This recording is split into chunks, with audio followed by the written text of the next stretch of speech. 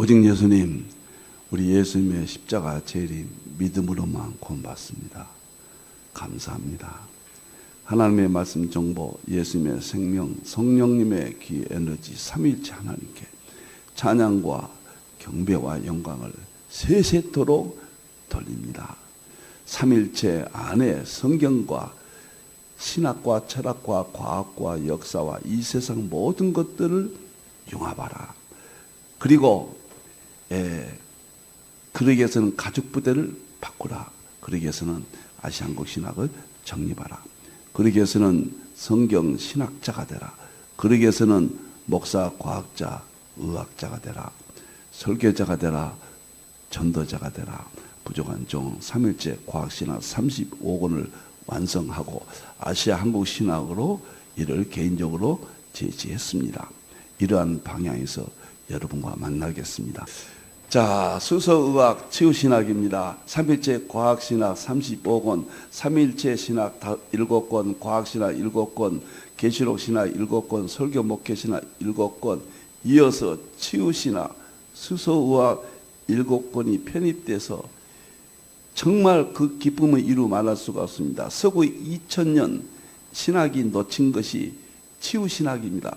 예수님께서 병을 고쳐주셨고 병을 고쳐주라고 명령하셨고 특별히 성경에는 수소수가 12번이나 치료한다는 내용이 나오고 수소의학은 창세기 1장의 핵심이고 그 다음에 이 2장, 3장, 4장까지 가면서 인간의 건강 문제가 그 성경 속에 신비롭게 감춰져 있습니다.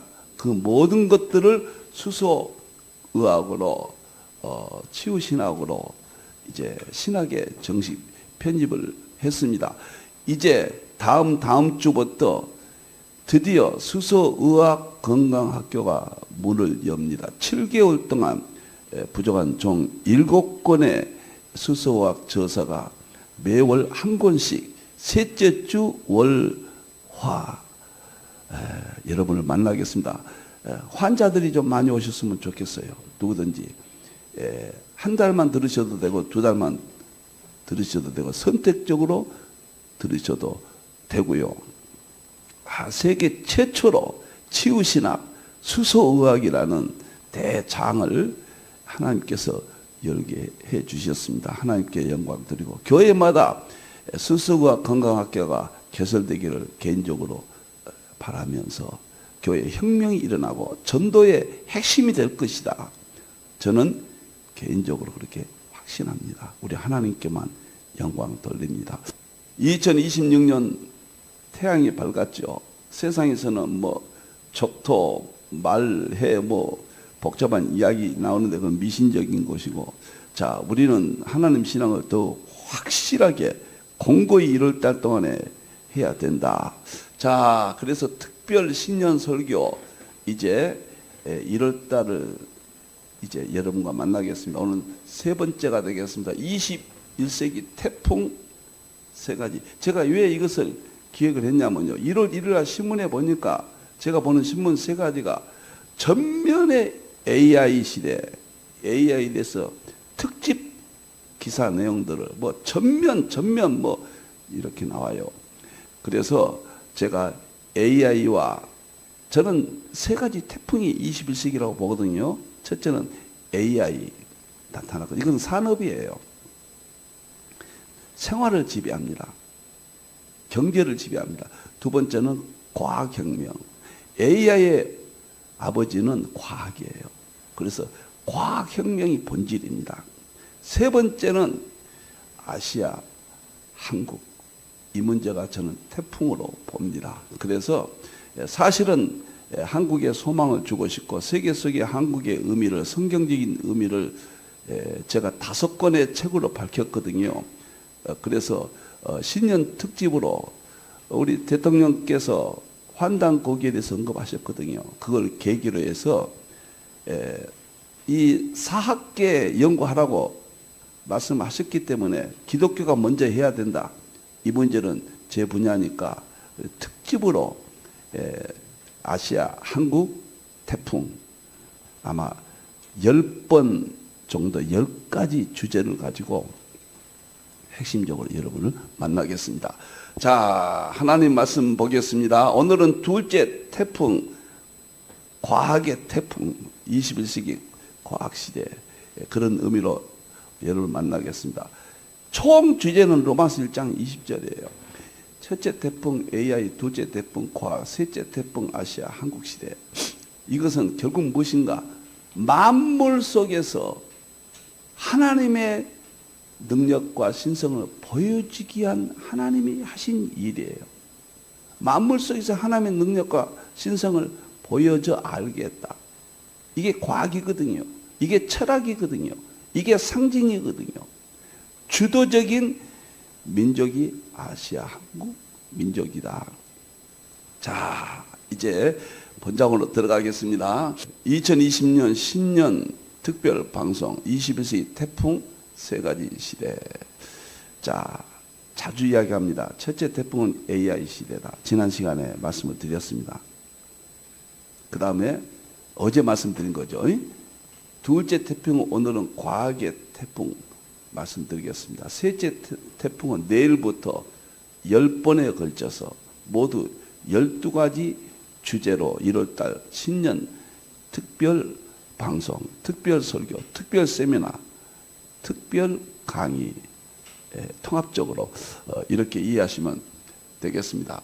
여기 성경 구절을 보세요. 이 세 가지 성경 구절이 중요합니다. 로마서 1장 20절에 하나님의 마음 속에 하나님의 능력과 신성을 보여줬다. 구체적으로 어떻게 보여주느냐? 자, 지금의 입장에서는 AI 태풍이, 과학의 태풍이, 아시아 한국 중심 태풍이 만물 속에서 하나님의 능력과 신성을 보여주는 사건이에요. 모든 것은 하나님의 섭리고 하나님이 하신 일입니다. 하나님의 자신의 세계를 보여주는 내용들입니다. 두 번째, 마가음 2장 22절에 가족 부대를 바꾸라. 지금 이 세 가지가 문제거든요. 이 시대. AI 태풍, 과학의 태풍, 아시아 한국 중심 태풍이 가족 부대를 바꾸게 합니다. 그런 의미예요, 여러분들. 세 번째 구절, 마가복음 4장 29절에서 28절에서 29절. 싹의 시대가 있고 이삭의 시대가 있고 곡식 시대가 있다. 지금은 곡식 시대다. 어떻게 곡식 시대에 맞춰서 우리가 가족 부대도 바꾸고 하나님의 능력과 신성을 보여줄 수 있느냐? 곡식 시대. 이것이 바로 AI 태풍, 과학의 태풍, 아시아 한국 신학의 태풍이 이쪽을 열게 준다. 이 본문들이 이 특별 내용과 연계된다. 이런 말씀을 드립니다. 자, 이제 들어가기 AI 시대 말씀을 드렸고 첫째 태풍 말씀을 드렸습니다. 어제. 지금 AI 시대가 있고 ANI라고도 말하죠. AI 시대 1기. 이제 잘 이해하셔야 돼요. 21세기. 2기는 무엇이냐? AGI 시대예요. 3기는 ASI 시대예요. 그러면 학자들이 말할 때 뭐라고 하냐면 2025년도까지는 AGI 시대로 넘어가는데 준비 기간이었다. 그리고 2026년 금년도부터는 AGI가 본격적으로 드러나는 시대, AI 시대로 아주 이제 들어간다. 이렇게 이야기합니다. AGI 시대를 보수적으로 보는 입장에서는 2036년으로 봐요. 그리고 급진적으로 보는 데는 2030년, 31년, 2년 아주 짧게 봅니다. 2030년 이렇게 봐요.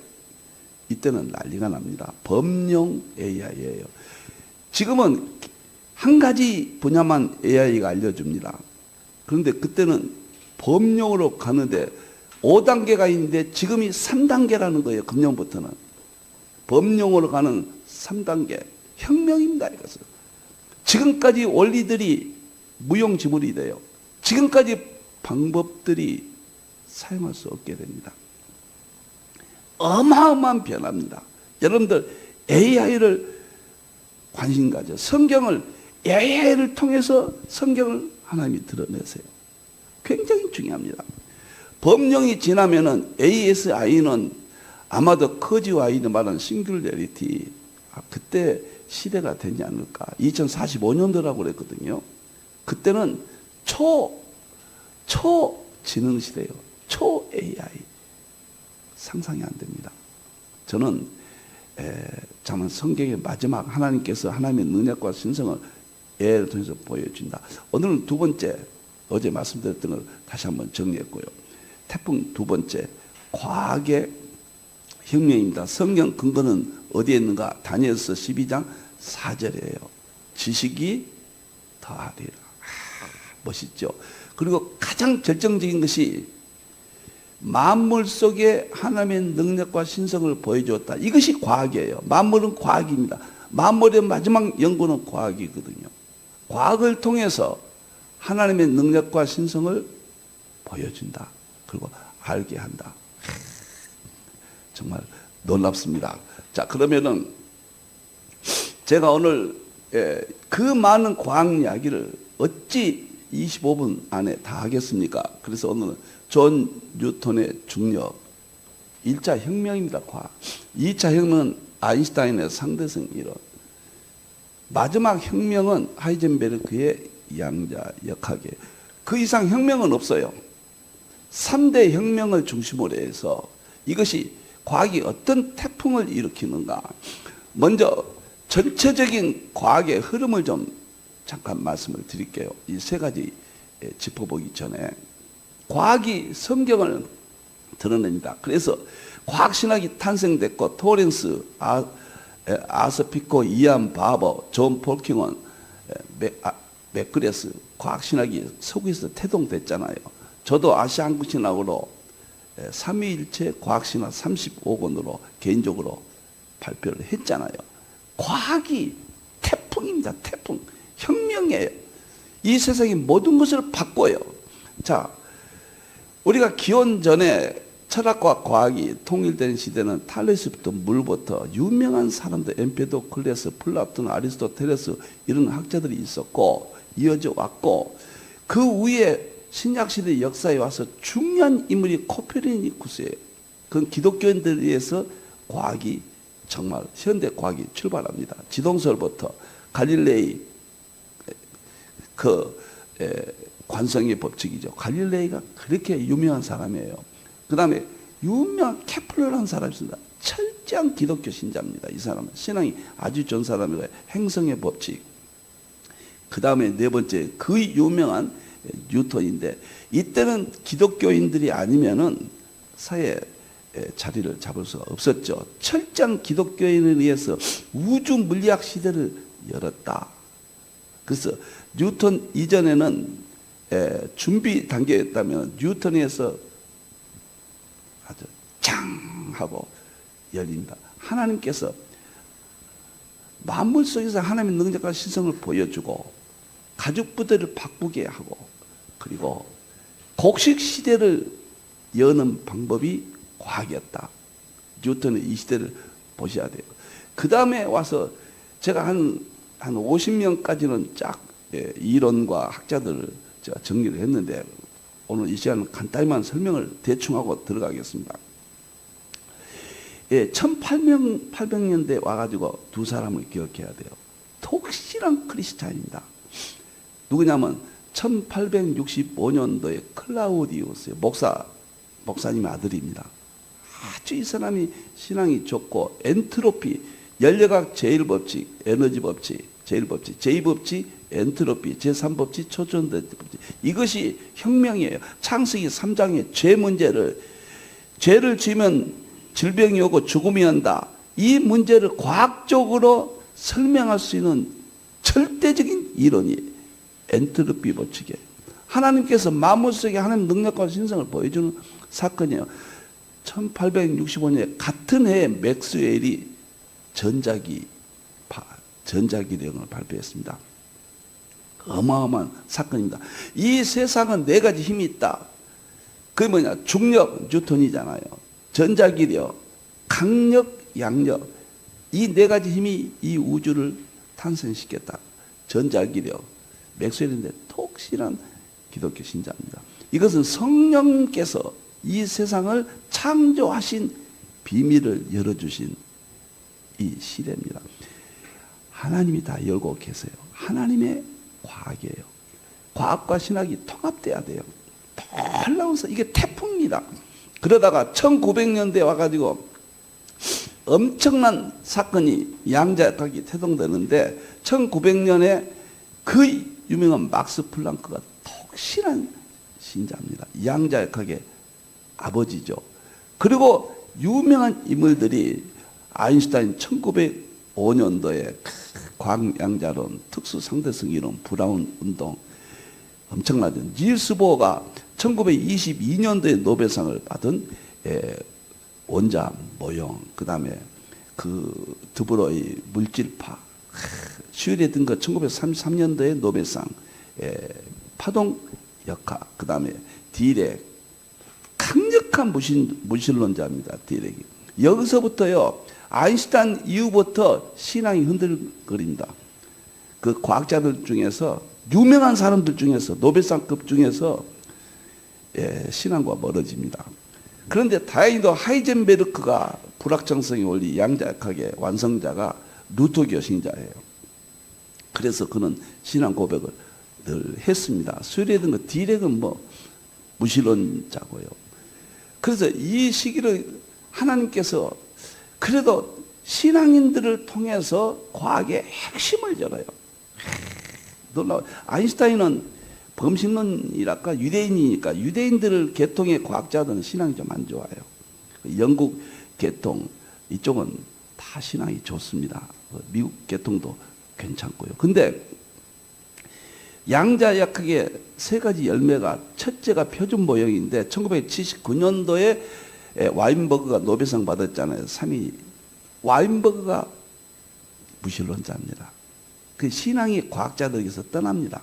물론 기독교 신앙인 과학자도 있지만은 꼭대기급 노벨상급에서는 신앙이 떠나요. 그래서 기독교가 어려움이 당하고 신학적으로 어려움이 당하고 과학이 지배하는 시대로 들어가는 거예요. 이런 사람들에 의해서 그런 겁니다.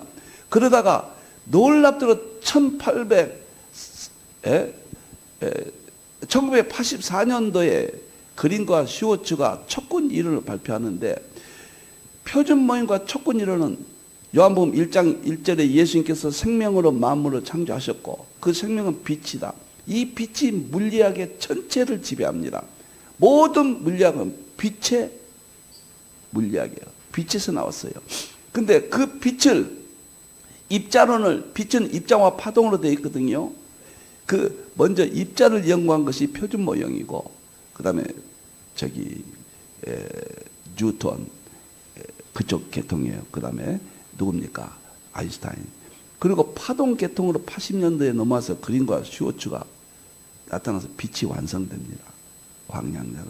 그래서 요한복음 1장에 예수님의 생명이 빛이라 생명으로 만물을 창조하셨다. 그 문제가 풀어지는 거예요. 과학이란 것은 철학이란 것은 상징이란 것은 하나님을 보여주는 만물의 세 가지 본질이에요. 이것을 사람들이 모르고 있거든요. 그래서 1995년도에 위튼이 프린스턴의 11차원 망 이론의 최종적인 이론인데 무신론자입니다. 그래서 과학의 학자들이 신앙을 좀 찾아보기 어렵다. 호킹이 이제 2000년도 이후에 많은 연구가 되어진 분야에 호킹이 무신론으로 바뀌었죠. 제가 오늘 신앙적 관점에서만 좀 합니다. 지금 집중되는 과학 이론은 뭐냐면 블랙홀입니다. 그리고 웜홀, 화이트홀, 그 다음에 다중세계론, 다중우주론, 그 다음에 마지막이 정보 생명 에너지가 있기 때문에 그건 제가 제안한 거고 그 초과학으로 정보 생명 이론자 학자들이 이미 다 이야기했지만은 초과학으로 그 다음에 특별계시 3일체와 일반계시 정보 생명 융합에서 끝난다. 결국은 하나님의 능력과 신성을 보여준다. 이 말을 제가 하고 싶습니다. 지금 과학을 모르면은 이 태풍 맞습니다. 태풍은 좋은 의미도 있죠. 그러고 태풍은 나쁜 의미도 있어요. 태풍을 통해서 좋은 의미로 하나님의 신성과 능력을 보여주고 가족 부대를 바꾸게 되고 곡식 시대를 열어줍니다. 태풍을 잘못 맞으면 다 신학도 무너지고 교회도 무너지고 우리 개인의 믿음의 삶도 무너진다. 과학의 태풍, 과학과 신학을 통합해야 돼요. 과학은 신학의 종이에요. 과학은 신학을 입증하는 수단이에요. 과학 속에 있는 그 모든 법칙이 하나님이 창조하신 법칙이에요. 과학이라는 수단이에요. 과학 수단 속에 하나님의 일반 계시가 들어있다. 그래서 하나님의 신성과 능력을 보여준다. 이렇게 신년도 제가 과학을 좀 말하고 싶습니다. 자, 그러면은 여기서 이 세상 뉴턴 이야기, 뉴턴은 여호와 증인 계통입니다. 신앙이. 예수님의 인간으로서 예수님만 인정했고 신성을 인정하지 않았습니다. 과학보다 신학책을 더 많이 썼어요. 굉장한 자기 나름대로 신학자예요. 근데 그때는 신에 대해서 인정하자면 사형당하잖아요. 그때 당시는 캐톨릭이 무서웠잖아요. 그러니까 그 저서는 다 감춰져 있다가 특히 계시록에 대해서 그가 썼다는 것은 아주 중요한 점을 시사합니다.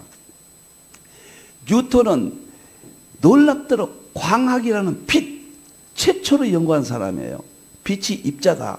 이 말은 과학사에 엄청난 풍랑을 일으킵니다. 요한복음 1장 1절 예수님이 생명으로 마음으로 창조하셨고 그 생명은 빛이라. 빛이 통해서 이 세상에 과학이 탄생됩니다. 이것이 뉴턴의 역할이에요. 그리고 그 중요한 만유인력의 법칙이 이 세상의 하늘과 땅을 연결합니다. 하늘이 달이 왜 이렇게 떨어지지 않고 도느냐, 사과가 왜 이렇게 떨어지느냐, 이 법칙은 같다는 거예요. 그래서 하늘과 땅을 통합시켰다. 이것이 뉴턴이에요. 하나님께서 첫째 하늘과 땅을 통합시켰어요. 플라톤은 분리시켰잖아요. 현상과 형상, 형상은 고귀한 세계, 현상은 이 물질 세계로 분리시켰잖아요. 이게 통합시켰어요, 뉴턴이. 그것이 만유인력의 법칙. 특히 핵심이 광학, 빛에 대한 연구입니다. 엄청난 인물이에요. 과학자 중에서 최고의 부귀영화를 누렸던 인물입니다. 이 인물은. 그런데 제가 뉴턴의 영향을 여기서 이루 말할 수 없고 간단히만 설명했는데 그 알렉산더 포프란 사람이 뉴턴에 대해서 이렇게 시를 남겼어요. 하도 유명해서 자연과 자연의 법칙이 어둠에 묻혀 있었으나 신께서 뉴턴이 있으라 하시니 세상이 곧 빛으로 가득했다. 아주 유명한 시거든요.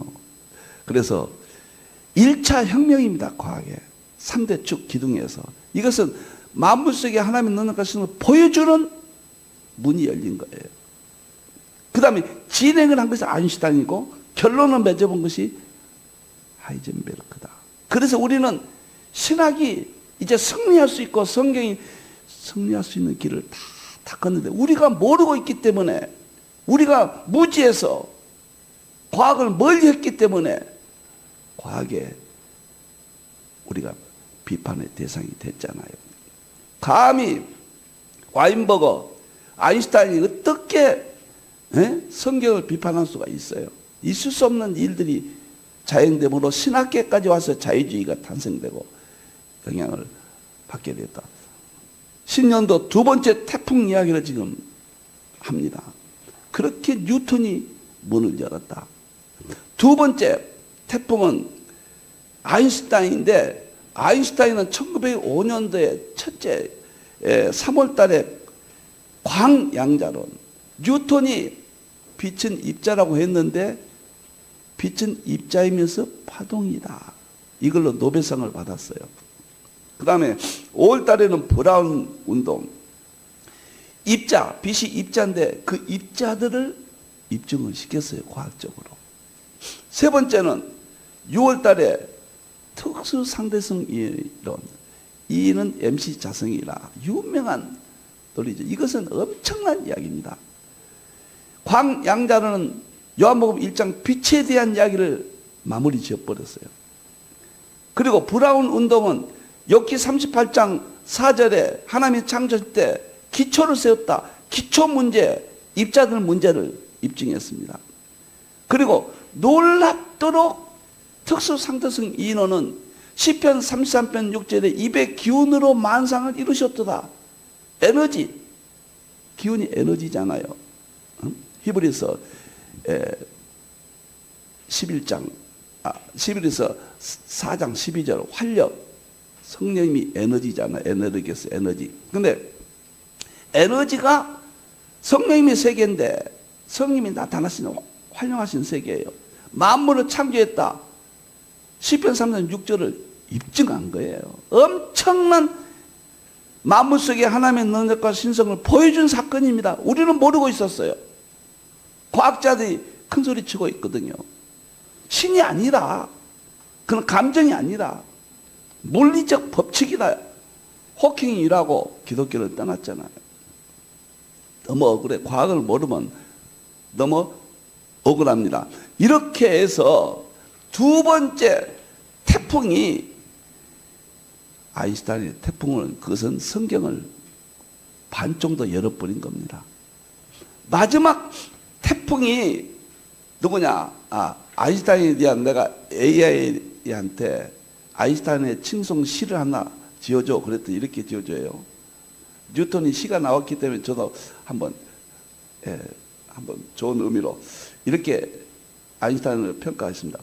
베른의 작은 책상 위, 베른은 아인슈타인이 우체국 직원으로 있던 도시예요. 베른의 작은 책상 위, 한 젊은 검사관이, 아인슈타인이 검사관이었거든, 우체국. 한 젊은 검사관이 펜을 들었을 때 잠들었던 우주의 시계 태엽이 깨어났다.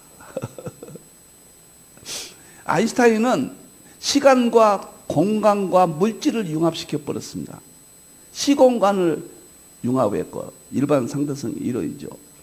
그 다음에 성경의 성령님의 세계와 물질 세계를 융합시켜 버렸어요. 그러니까 이게 과학신학이 좀 잘 돼서 이것이 성경적으로 열렸다면 지금 정도는 신학이 엄청나게 더 변모했으리라고 봐요. 성령님께서 입의 기운으로 만물을 지었다는 그것을 입증한 것이 특수상대성 이론. 이는 MC 자성이에요. 참 태풍입니다, 이게 지금.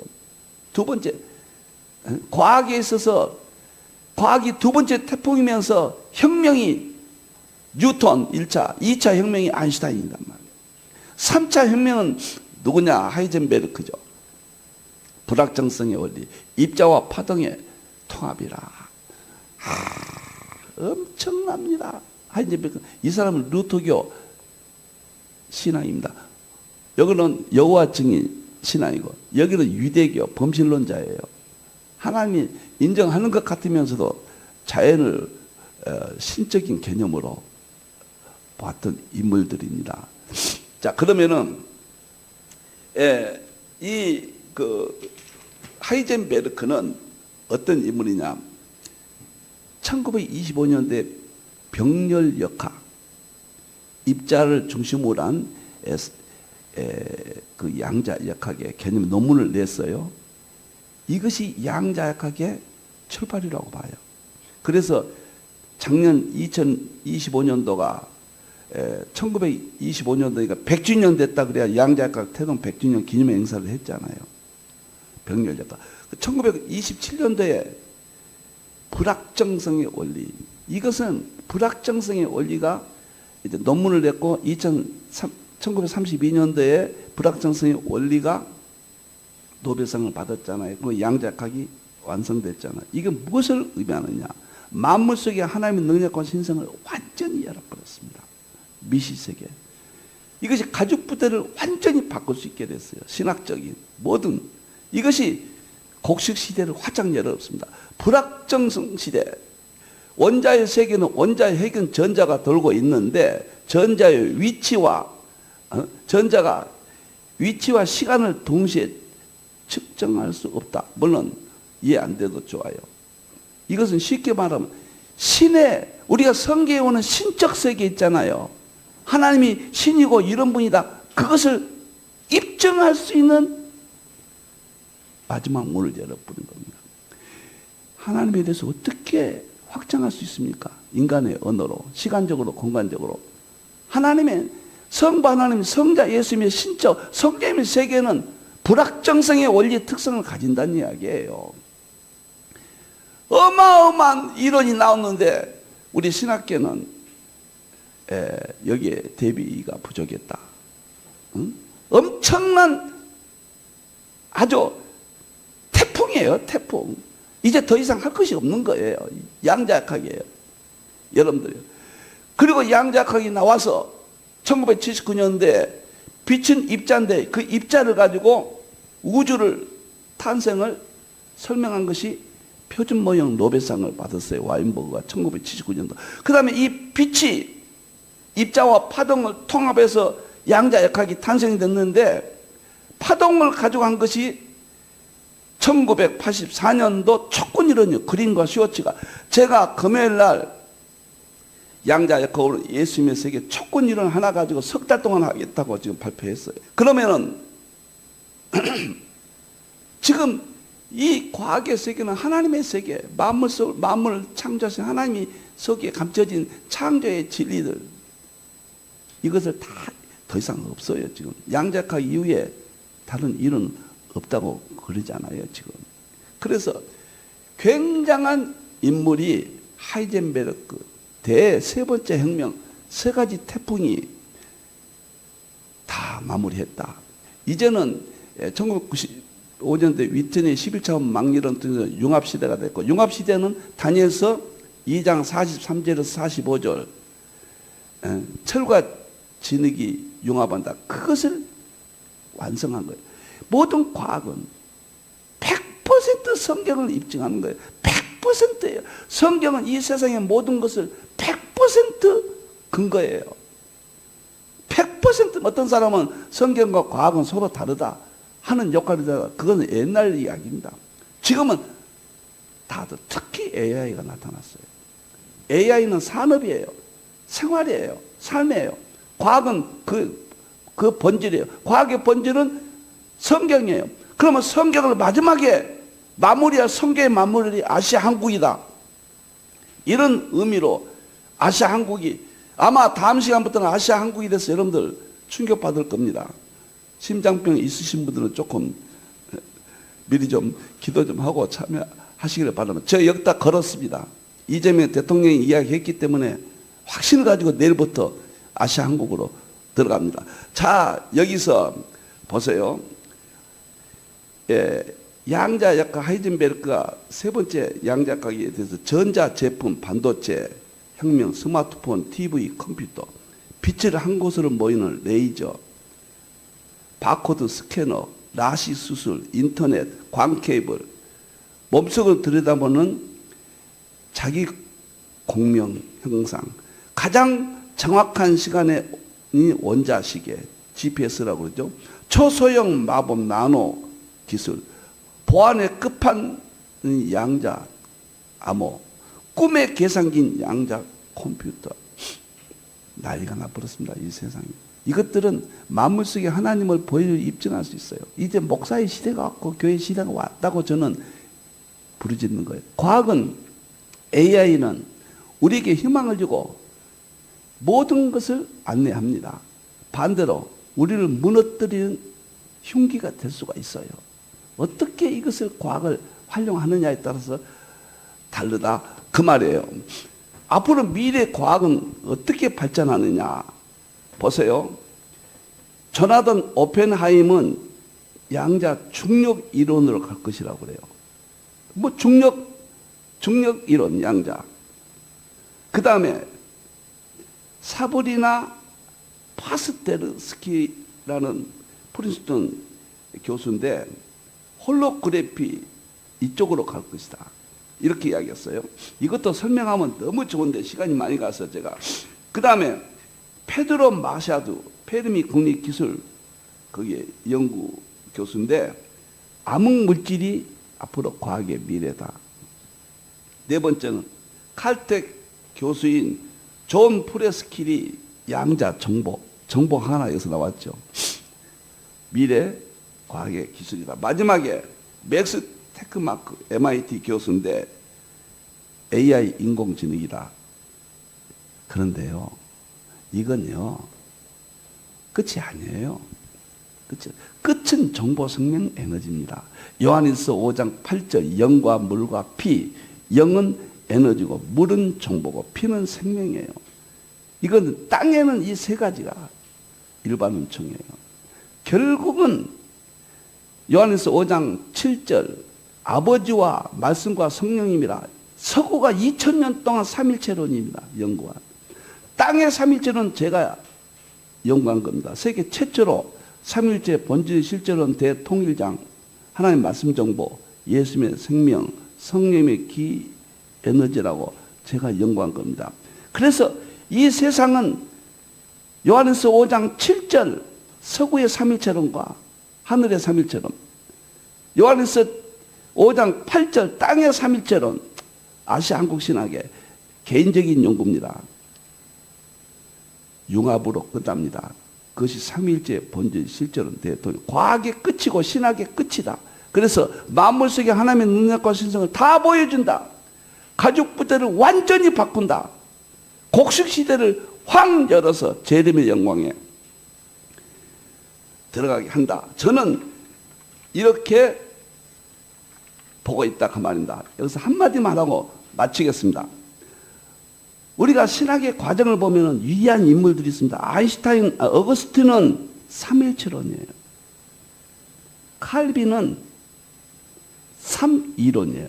기독교 강요인데 그것이 무엇인지 너무 막연한데, 1권이 창조주 하나님이에요. 2권이 구속주 예수 그리스도예요. 3권이 성령론이에요. 삼이론으로 발전시킨 거예요. 루터는 믿음이에요. 이신층이. 특별한 주제들을 하나님 맡겼습니다. 조나단 에드워드는 성경과 자연의 융합이에요. 그 다음에 존 웨슬레이는 성령론이에요. 존 웨슬레이는 성령론과 삶을 강조했습니다. 성화예요. 5대 거목들이 기본적인 것을 다 완성했고 더 이상 할 것이 없습니다. 이제 아시아 한국 신학인 21세기는 이제 목사님들, 신학자들 해야 될 방향이 뭐냐? 이 모든 것을 입증하는 거예요. 보여주고 입증하는 겁니다. 이 모든 것은 삼일체 안에 들어있거든요. 그래서 삼일체를 사이론으로 끝나지 말고 보여주고 입증한다. 실제론이다. 성경은 실제다. 성경은 사실이다. 성경은 과학의 모든 것을 증명할 수 있다. 성경은 이 세상의 모든 것의 본질이다. 신학이 가죽부터 이렇게 바뀌어야 돼요. 이렇게 해서 끝난다고 봅니다. 두 번째 태풍은 결국은 만물 속에 하나님의 능력과 신성을 보여주게 되고, 과학은 그리고 가죽부들을 바꾸게 해주고, 그리고 싹의 시대가 아니요 이삭의 시대가 아니요 곡식의 시대로 우리를 인도해서 재림의 영광까지 우리가 승리한다는 하나님의 계획입니다. 내일부터는 세 번째 태풍 아시아 한국에 대해서, 이것은 10번 제가 비장의 카드를 여러분 앞에 보이겠습니다. 이것도 하나님을 드러내는 작업이에요. 딴 게 아닙니다. 성경 이야기만 하겠습니다. 기도하겠습니다. 감사합니다. 하나님, 영광 받으시옵소서. 찬양을 받으시옵소서. 우리 하나님 21세기 태풍을 일으키고 계십니다. 하나님이 하신 일인지를 우리가 어둠에서 모르고 있습니다. 깨닫게 해 주시옵소서. 이 부정한 종의 입술을 지켜 주시옵소서. 다시 오실 예수님의 이름으로 기도하옵나이다. 아멘.